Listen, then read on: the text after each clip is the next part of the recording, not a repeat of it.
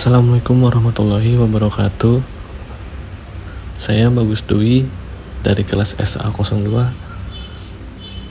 Saya akan menjelaskan materi tentang OSI layer. Model OSI atau Open System Interconnection adalah kerangka konseptual yang digunakan untuk memahami dan menerapkan komunikasi dalam jaringan komputer. Model ini dirancang untuk memudahkan interoperabilitas antara berbagai sistem jaringan dan perangkat dari produsen yang berbeda dengan menyediakan standar yang seragam. Dengan memisahkan fungsi jaringan ke dalam 7 lapisan, model ini membantu dalam mengidentifikasi dan memecahkan masalah jaringan dengan lebih efisien.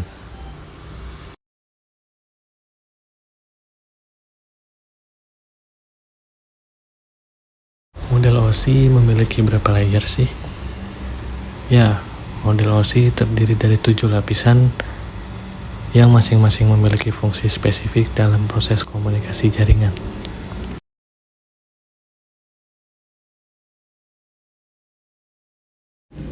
Pada lapisan pertama, kita memiliki lapisan aplikasi atau application layer. Lapisan aplikasi adalah lapisan terdekat dengan pengguna akhir dan menyediakan antarmuka bagi aplikasi untuk berinteraksi dengan jaringan. Protokol seperti HTTP, FTP, dan SMTP beroperasi pada lapisan ini, dan fungsinya adalah untuk menyediakan layanan jaringan kepada aplikasi seperti email, transfer file, dan akses ke database.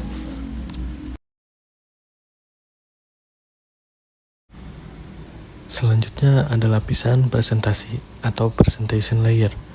Lapisan ini bertanggung jawab untuk memastikan bahwa data ditransmisikan dalam format yang dapat dipahami oleh aplikasi.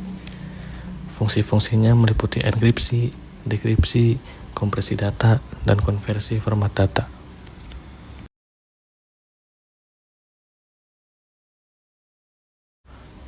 Lalu ada lapisan sesi atau session layer. Lapisan sesi ini mengelola sesi komunikasi antara aplikasi, termasuk pembentukan, pemeliharaan, dan penghentian sesi. Fungsinya itu untuk mengontrol dialog antara komputer, mengelola pertukaran data, dan menyediakan sinkronisasi.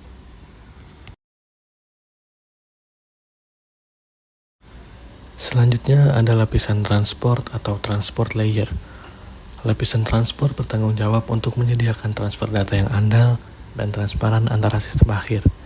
Protokol seperti TCP atau Transmission Control Protocol dan UDP User Datagram Protocol beroperasi pada lapisan ini, dan fungsinya termasuk segmentasi, pengendalian aliran, dan penanganan kesalahan.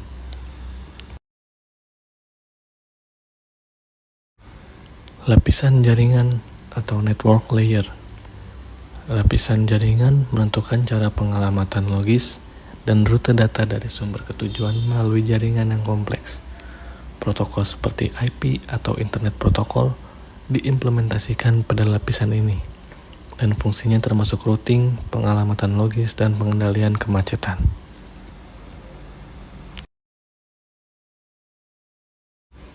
Lapisan data link atau data link layer. Lapisan ini bertanggung jawab untuk memastikan transfer data yang bebas kesalahan antar node yang terhubung secara langsung dalam jaringan. Fungsi utamanya termasuk pengalamatan fisik seperti MAC address, pendeteksian dan koreksi kesalahan, serta pengendalian akses ke media. Selanjutnya yang terakhir ada lapisan fisik atau physical layer. Tugas utama dari lapisan ini adalah mengirimkan bit data melalui media fisik seperti kabel atau sinyal dari kabel. Lapisan fisik bertanggung jawab atas transmisi sinyal listrik, optik atau elektromagnetik, dan menentukan spesifikasi perangkat keras seperti kabel, konektor, dan topologi jaringan.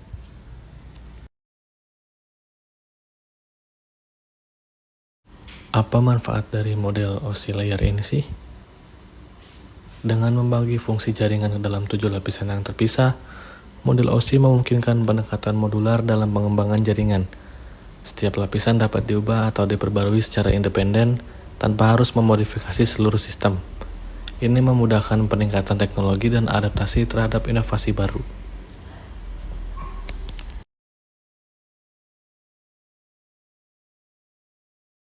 Sekian presentasi dari saya. Kurang lebihnya mohon maaf. Wassalamualaikum warahmatullahi wabarakatuh. See you.